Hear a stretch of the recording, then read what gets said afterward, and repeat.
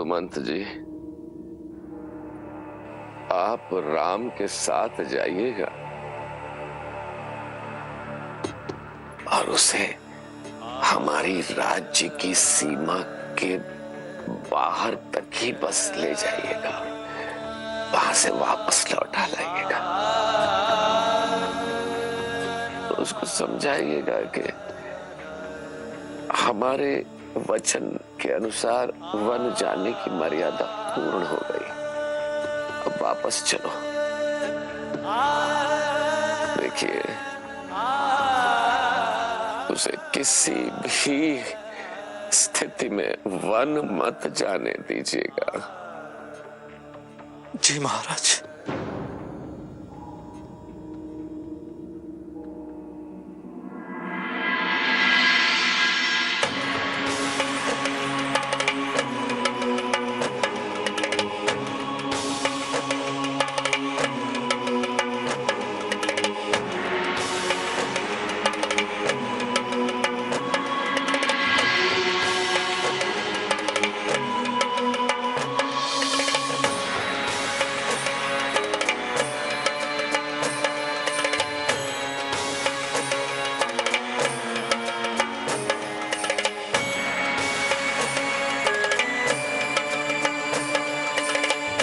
सुमंत काका,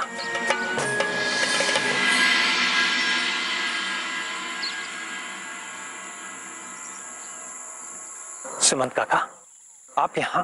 आपका वचन पूरा हुआ राम। अब आप मेरे साथ अयोध्या वापस चलिए। काका, वनवास का वचन तो 14 वर्ष का है। अवधि पूरी किए बिना हमारा अयोध्या लौटना संभव नहीं है काका। तो फिर जब तक आप अयोध्या वापस नहीं लौटेंगे, मैं भी आपके साथ यहीं रहूंगा। हाँ, हम नहीं जाएंगे, हम भी यहीं पर रहेंगे, नहीं जाएंगे हम। लक्ष्मण,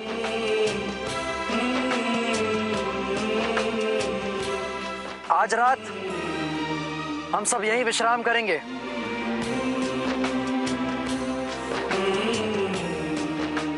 लक्ष्मण जी भैया।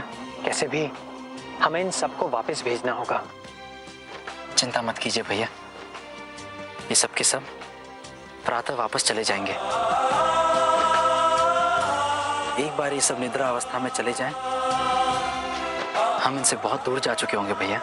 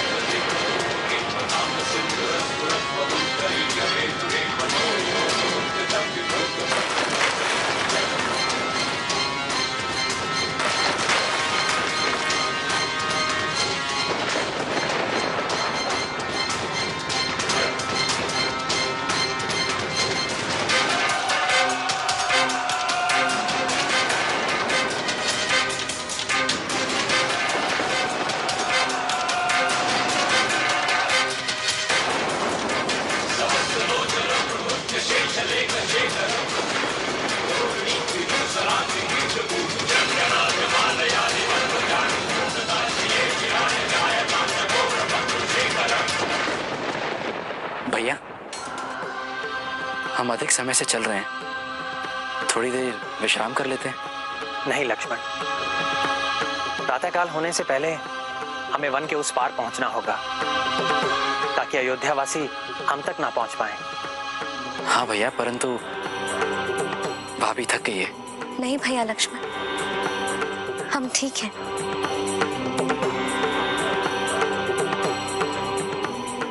हम अभी और चल सकते हैं।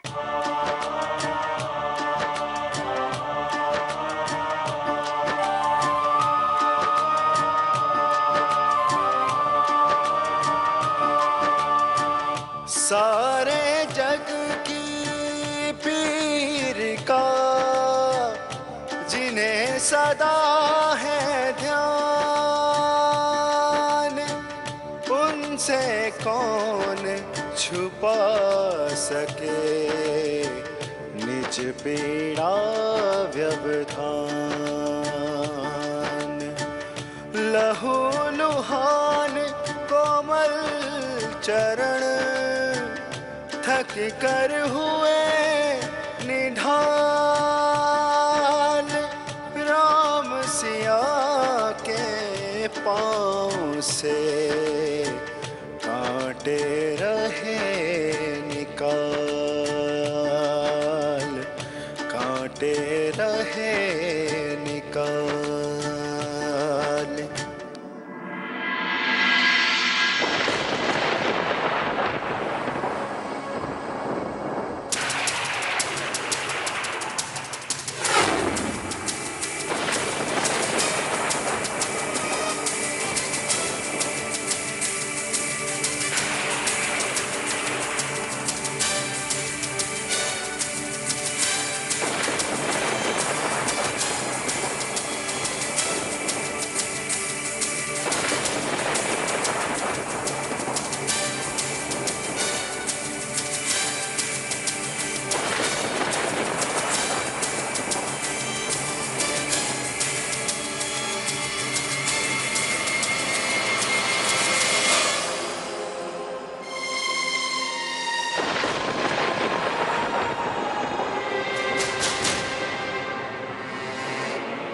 मन में उठी शंका मिटाने आए हो लंकेश?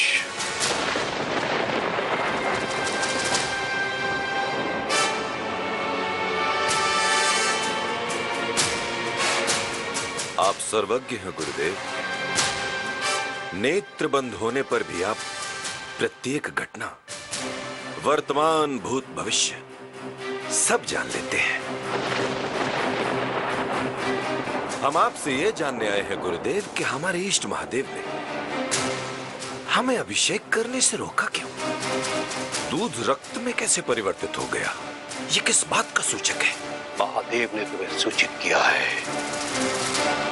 तुम्हारा अशुभ समय आरंभ हो चुका है।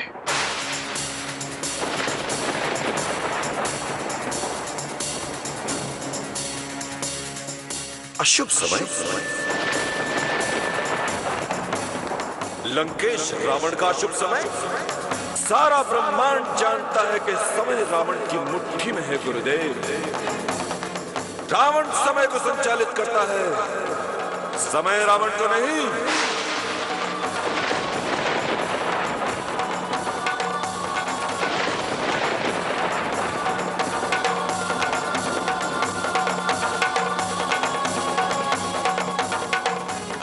यदि तुम सत्य जानना चाहते हो लंकेश, तो देखो,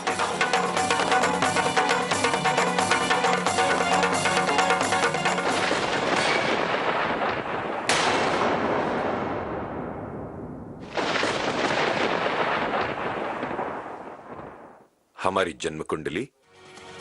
ये राशि चक्र तुम्हारा है। अब कुछ जानना चाहते हो तो देखो,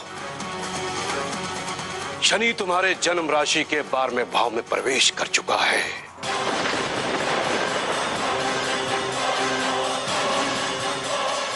और आने वाले समय में वो तुम्हारा घोर अनिष्ट करेगा।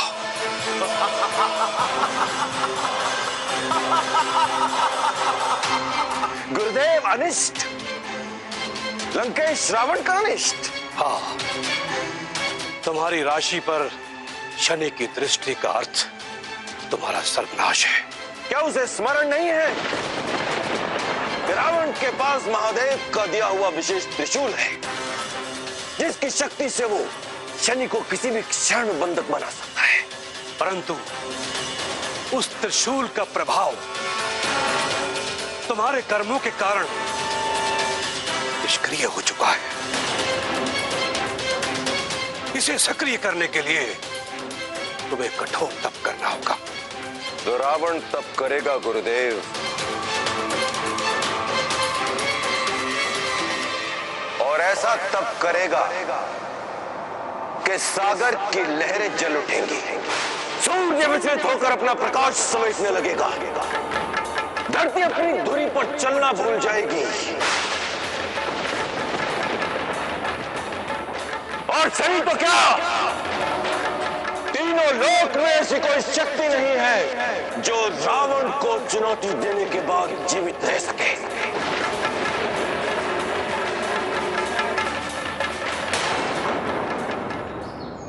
ओम सूर्याय नमः।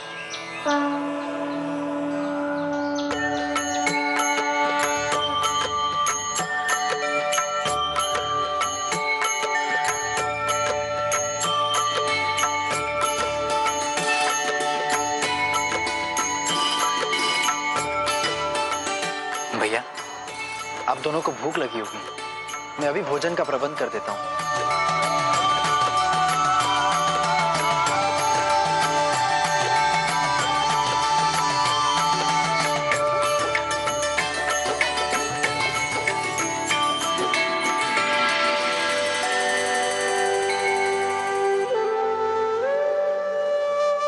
सीते, रात्रि में तुम्हारी निद्रा कैसी रही? इससे अच्छी निद्रा हमें इससे पूर्व कभी नहीं आई।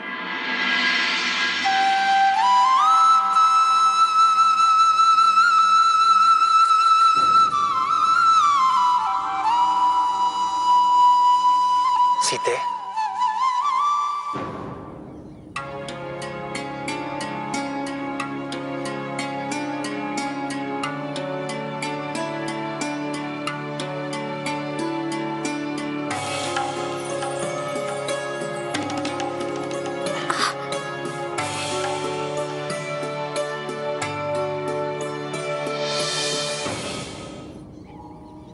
सीते, मुझे बहुत दुख है कि मेरे कारण तुम्हें इतना कष्ट सहना पड़ रहा है। इन कांटों के चुभने से हमें कोई कष्ट नहीं है रघुवीर। हमारा तो विश्वास और भी दृढ़ हुआ है कि आपके साथ आने का निर्णय हमने उचित लिया। जहां आप हैं वहीं हमारा घर है। जिस मार्ग पर आप चलेंगे उसी मार्ग पर हम भी चलेंगे।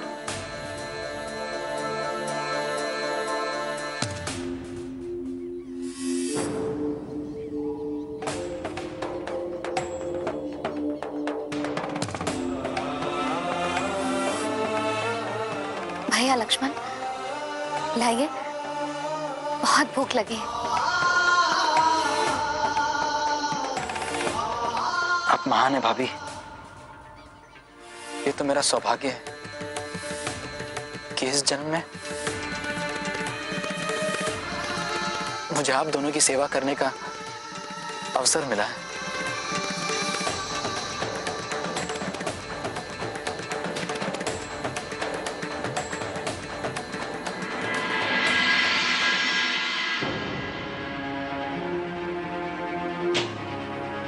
अरे भाइयों, श्री राम और देवी सीता कहाँ गए? अरे देखो तो श्री राम की कुशैया खाली है। अरे लक्ष्मण भी अपनी शैया पर नहीं है। वो सब लोग कहीं हमें छोड़कर तो नहीं चले गए?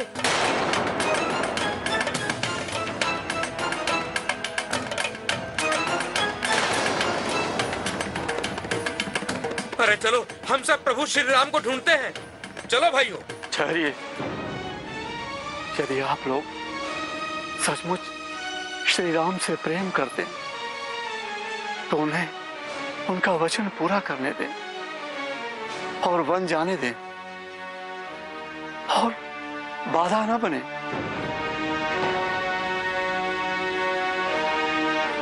अब आप लोग अपने अपने घर के लिए प्रस्थान करें।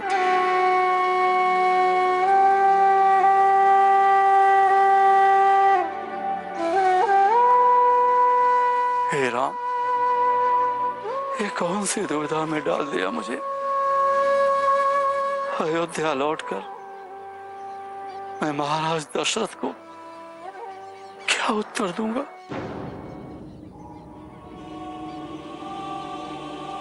संभल के भैया, हो सकता है इन पत्तों के नीचे गड्ढे हो, सतर्क रहना होगा। चलिए।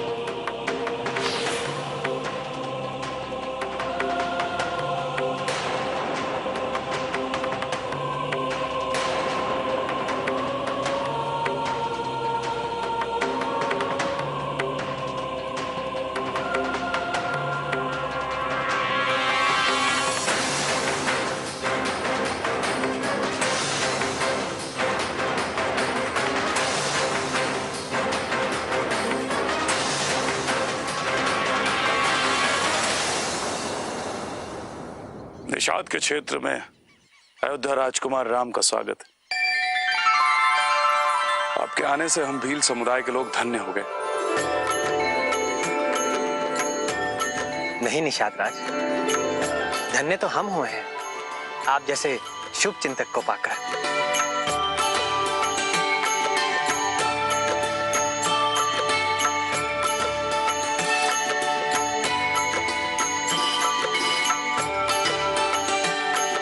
आइए राजकुमार, एक बार अपनी सेवा का अवसर दीजिए।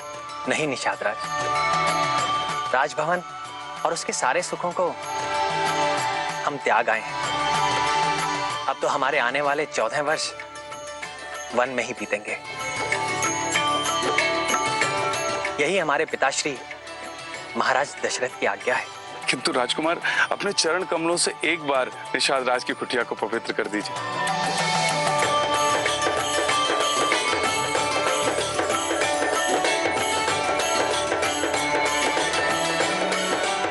आइए राजकुमार।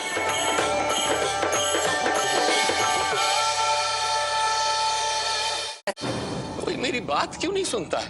अरे मेरा राम वापस आ गया, सुमंत को भेजा था लाने के लिए, वो ले आए होंगे। गुरुदेव, हमारा राम आएगा ना? धीरज रखिए राजा। अयोध्या नरेश महाराज दशरथ, आपने क्यों बालकों की तरह राम राम की रट लगाई हुई है? आप एक चक्रवर्ती सम्राट हैं। आपका यूं बालकों की तरह विलाप करना शोभा नहीं देता। चुप रहो के कई। हम चक्रवर्ती सम्राट बाद में है, पहले हम एक पिता हैं। किंतु आश्चर्य इस बात का है महाराज कि आप एक सम्राट की भूमिका भी निभाना भूल गए हैं।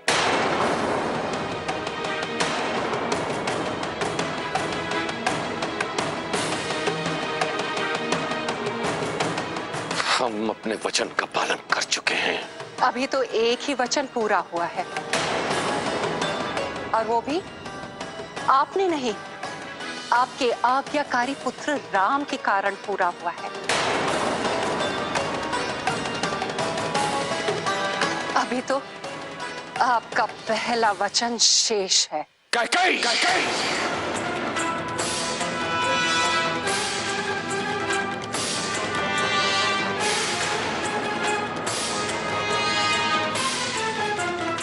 बोलिए ना महाराज, आप कब हमारे पुत्र भरत को ननिहाल से अयोध्या बुलाएंगे और कब उसे अयोध्या के सिंहासन पे बैठाएंगे? कैकेयी, महाराज की ये दशा देखकर इस प्रकार की बात करते हो तुम्हें लज्जा नहीं आती?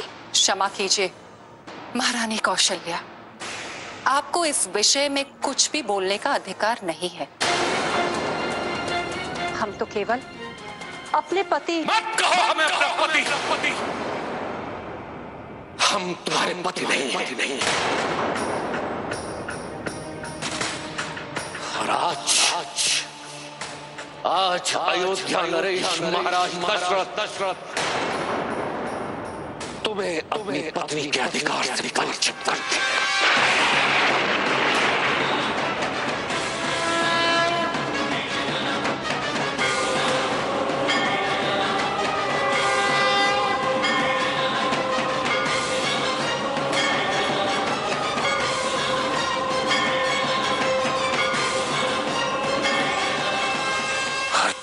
परमेश्वर से ये प्रार्थना करता हूं कि भविष्य में किसी भी पति को तुम्हारे जैसी पत्नी न मिले।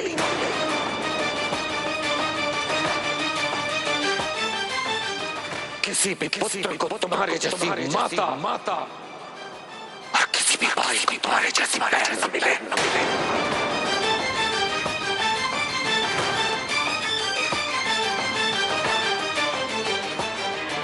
कैकेयी, मानवता के नाम पर कलंक हो।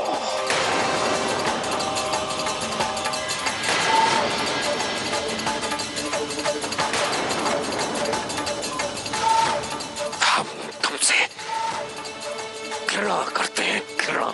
महाराज। महारानी कैकेयी, उचित होगा कि इस समय आप महाराज दशरथ को अकेला छोड़ दें।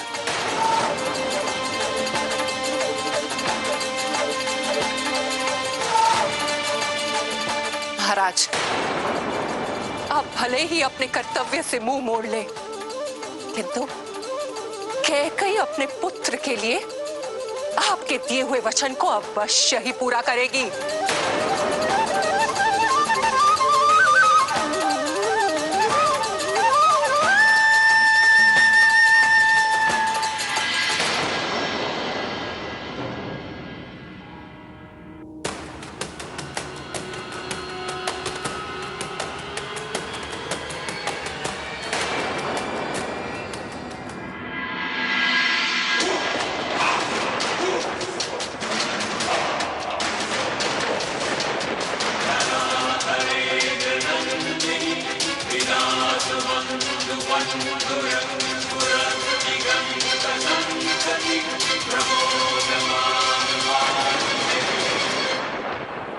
मैं जानती हूँ स्वामी, आप क्या सोच रहे हैं। आपका हृदय रावण के तप को देखकर द्रवित हो उठा है।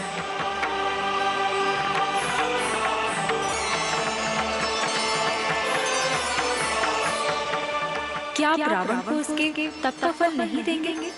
महादेवी, ये आप क्या कह रहे हैं? स्वामी, क्या आप नहीं जानते? रावण अहंकारी है, कुकर्मी है, वो जगत का भला नहीं चाहता, वो केवल अपना भला चाहता है।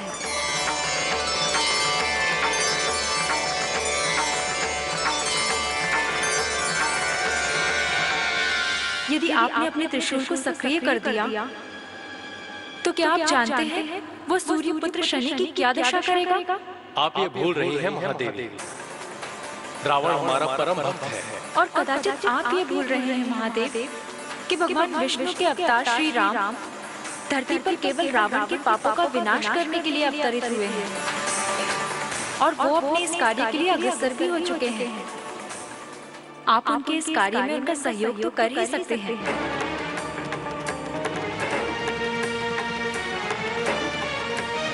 प्रभु तो सर्व सक्षम है देवी, उनका अवतार ही धरती पर रावण के अंत के लिए हुआ है। मैं इतना ही जानता हूँ देवी कि रावण चाहे जो भी करे, प्रभु अपने शुभ कार्य को अवश्य करे।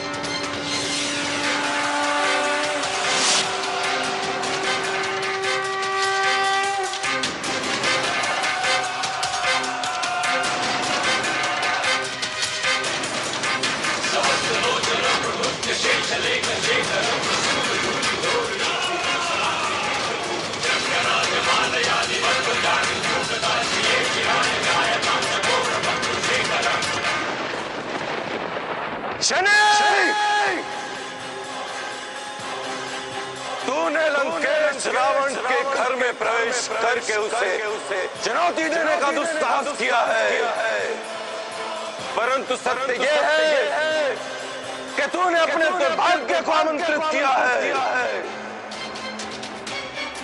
अब तू तो क्या समस्त ग्रह मिलकर भी लंकेश रावण का अनिष्ट नहीं कर सकते। लंकेश आ रहा है तुझे शक्तिहीन करने, तेरा धर्म मर्दन करने।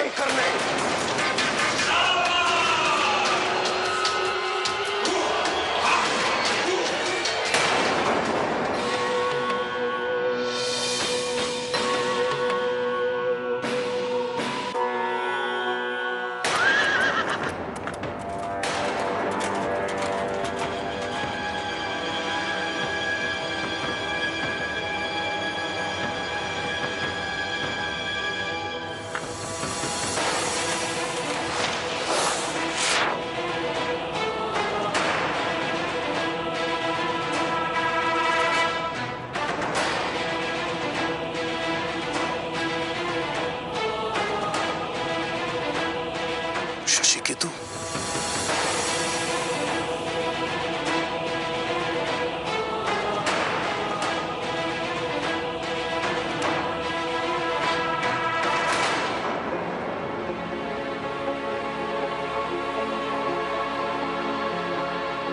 ये मैं क्या देख रहा हूं? दशरथ नंदन राम एक भील के साथ।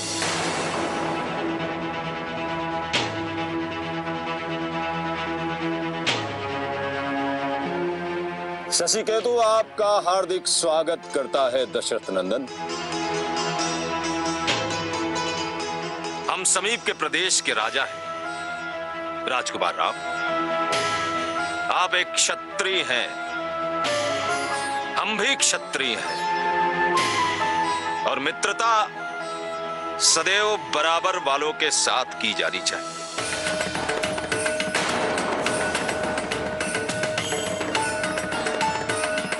ये छोटे लोग ये भला आपका आदर सत्कार क्या कर पाएंगे? आप ठीक कह रहे हैं शशिकेतु, हम भील हैं, वनों में वास करते हैं, हमारे पास धन नहीं है, भवन नहीं है, हमारे घर बहुत छोटे हैं, परंतु हमारा हृदय बहुत विशाल है। हम अपने अतिथि को ईश्वर समझकर उसकी पूजा करते हैं। और पूजा करने के बाद उनका सब कुछ लूट लेते हैं। ये आरोप असत्य है।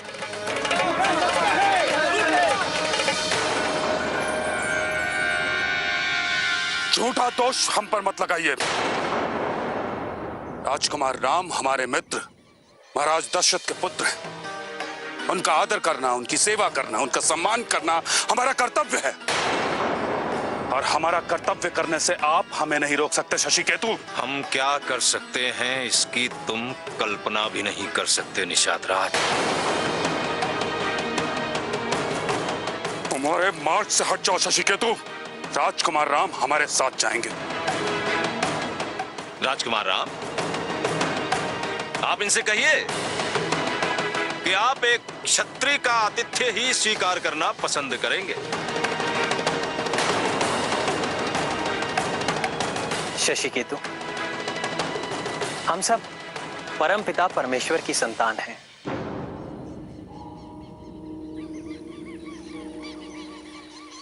ईश्वर की दृष्टि में सब समान है, कोई बड़ा या छोटा नहीं है। जब ईश्वर कोई भेदभाव नहीं रखता, तो हम इंसान कौन होते हैं भेदभाव रखने वाले?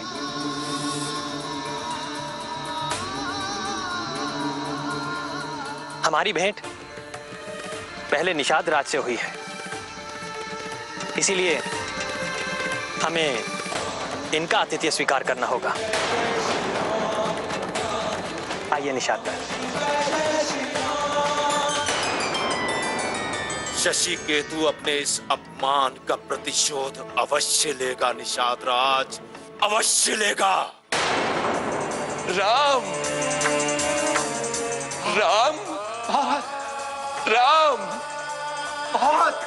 कहाँ वो पुत्र? सुमन कहाँ है राम? मेरी आंखें तरस रही है उसे देखने के लिए। चलिए ना, मुझे उसके पास ले चलिए। युवराज ने हमारे साथ आने से मना कर दिया।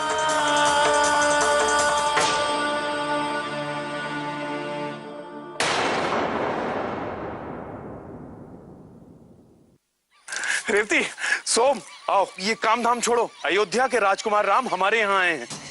आओ, हमें उनका स्वागत करना चाहिए। क्या कहा आपने? अयोध्या के राजकुमार राम आए हुए हैं? धन्य भाग्य हमारे। सोम, ऐसा अवसर बार बार नहीं आता। चलो।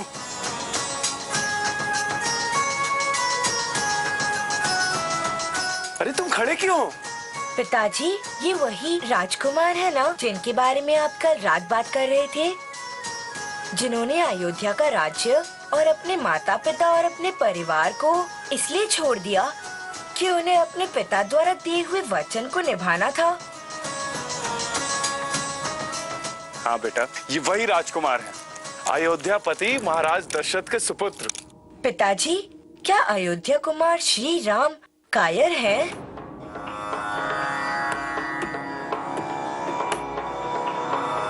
पुत्र ऐसी बात नहीं करते। वो वीर राजकुमार हैं। उन्होंने ताड़का जैसी राक्षसनी का वध किया है और ऋषि विश्वामित्र के यज्ञ की रक्षा की है। इतने वीर होते हुए भी अपनी छोटी माँ से क्यों डर गए पिताजी? पुत्र ऐसी बात नहीं है, वो अपनी सभी माताओं से समान प्रेम करते हैं। मुझे एक बात नहीं समझ में आ रही, तुम आज इतने सारे प्रश्न क्यों पूछ रहे हो? पिताजी, मैं केवल यही जानना चाहता हूँ कि वो इतने बुद्धिमान और वीर हैं, तो वो अपने अधिकारों के लिए अपने छोटी माँ कैके से लड़े क्यों नहीं? जिस राज सिंहासन के वो अधिकारी थे, उसे मात्र मूर्खतापूर्व वचन को पूरा करने के लिए सब कुछ छोड़कर वन में चले आए। उन्होंने ऐसा इसलिए किया क्योंकि बड़े लोग जो कहते हैं और जो करते हैं उनमें शुभ छिपा होता है और वही सत्य होता है। राजकुमार राम के बड़ों ने जो कुछ भी किया और कहा, उसमें तो कुछ भी उचित नहीं था। बेटा, कभी कभी ऐसा होता है कि हमारे बड़े और शीर्षस्थ लोग जो भी कहते हैं या करते हैं उनसे हम सहमत नहीं होते, क्योंकि तात्कालिक रूप से हमें वो उचित नहीं लगता। लेकिन हम ये भूल जाते हैं कि उनकी बातों में जीवन के ऐसे रहस्य छुपे होते हैं जिनसे भविष्य सुखकारी होता है। उन्हें जीवन की समझ और जीवन का इतना अनुभव और ज्ञान होता है कि वो भविष्य को देखते हैं, वर्तमान को नहीं। वो दूरदर्शी होते हैं। राम इसलिए महान है क्योंकि उन्होंने इस तथ्य को समझा कि हो सकता है उनकी माँ कैकेयी की इच्छा में अयोध्या तो क्या पूरे आर्यावर्त का हित छुपा हो। इसलिए उन्होंने कोई विरोध नहीं किया और उनके वचनों को शिरोधार किया। पिताजी, तो क्या आप ये कहना चाहते हैं कि महारानी कैकेयी ने राजकुमार राम को वनवास इसलिए दिया कि उसमें सबका कल्याण होगा? ये तो भविष्य ही बताएगा पुत्र कि महारानी कैकेयी की इस इच्छा के पीछे क्या है और वो इसे किस रूप में सोच रही हैं और उसका परिणाम क्या होगा। लेकिन इतना निश्चित है कि राजकुमार राम के इस निर्णय से समस्त संसार का हित होगा। और पुत्र, विलंब हो रहा है, हमें एक आदर्श पुत्र और महान राजकुमार राम का स्वागत करना है। चलो चलो।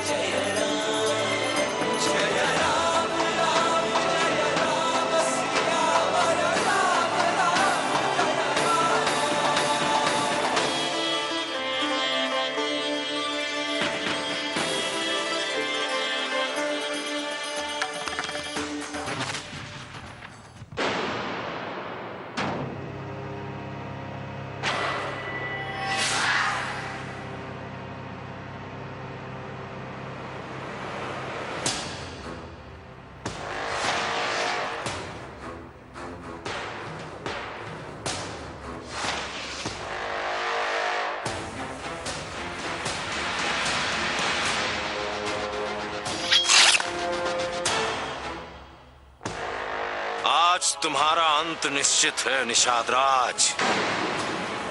सावधान शशिकेतु, यदि निषाद राज को क्षति पहुंचाने की चेष्टा की तो मेरा ये बाण तुम सबकी छातियों को भेद देगा। नहीं कुमार, शत्रुता मेरे और शशिकेतु के बीच है। हम दोनों मिलकर इसका निपटारा करेंगे। इस तरह आकस्मिक आक्रमण वीरता नहीं कायरता है।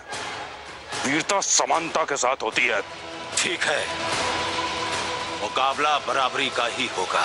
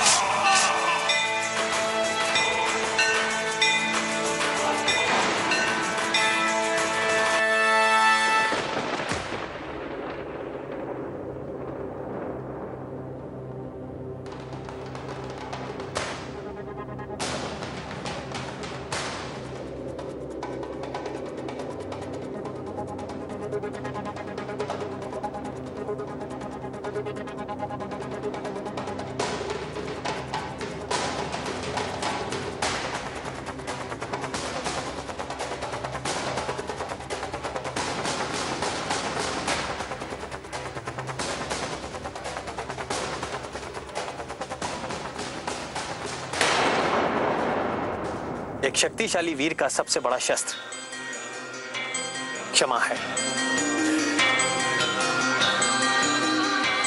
महाराज शशिकेतु, मानव बड़ा अथवा छोटा अपनी जाति अथवा समुदाय से नहीं होता, अपने गुणों से होता है। मानव के शुभ कर्म और उसका सदाचार ही उसे बड़ा बनाता है। आप सही कह रहे हैं कुमार। निषाद राज की इस महानता से मैं आज तक अनभिज्ञ था। मुझे क्षमा कर दो निषाद राज। राम राम जय जय श्री राम। राम राम शशि केतु,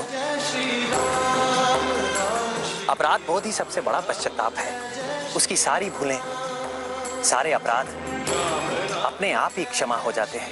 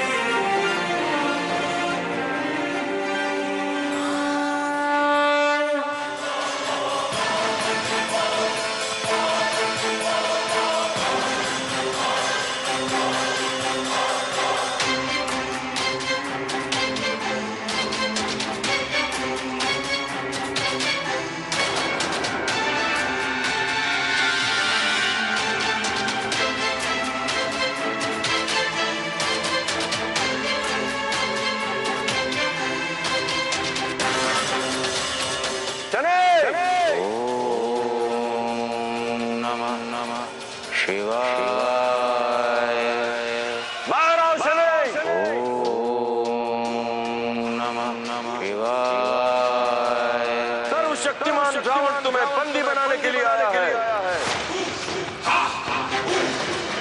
अगर हमें सुन सकते हो तो बाहर आओ, हमसे युद्ध करो।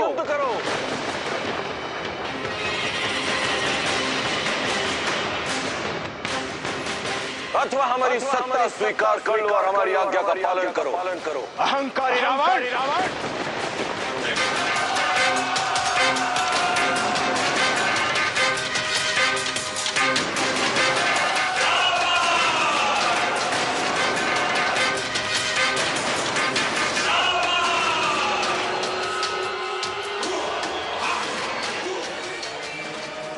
नारायण नारायण। देवेंद्र, एक और प्रभु श्री राम हैं जो सारे विश्व में शांति का प्रचार कर रहे हैं, और दूसरी ओर ये रावण अपने आप को अधिक शक्तिशाली प्रमाणित करने के लिए अपने मार्ग में आए हुए सभी विघ्नों का अंत करके अशांति फैला रहा है। राम राम जय जय श्री राम। राम राम जय जय श्री राम। राम राम जय जय श्री राम। राम श्री राम राम जय जय श्री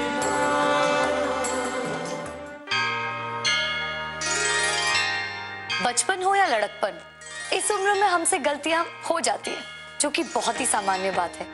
लेकिन अक्सर हम अपनी गलतियों को सही साबित करने के लिए गलत रास्तों का सहारा लेते हैं और गलतियों पे गलतियां करते जाते हैं। ठीक वैसे ही जैसे रावण ने पहले शनिदेव पर आक्रमण किया, फिर उन्हें कैद कर उन्हें यातना देता रहा, जो उसकी सबसे बड़ी भूल थी। यदि हम भूलवश कोई गलती कर ले तो उसे सुधार कर अपने आप को रावण बनने से रोक सकते हैं। हमें समय रहते अपनी गलतियों को पहचान लेना चाहिए और उन्हें सुधारने का प्रयत्न करना चाहिए। और यही है रामायण के आज के अध्याय की सीख। रामायण के अगले एपिसोड में देखिए कि क्यों माता सीता ने दिया गौ माता और अग्नि देवता को श्राप।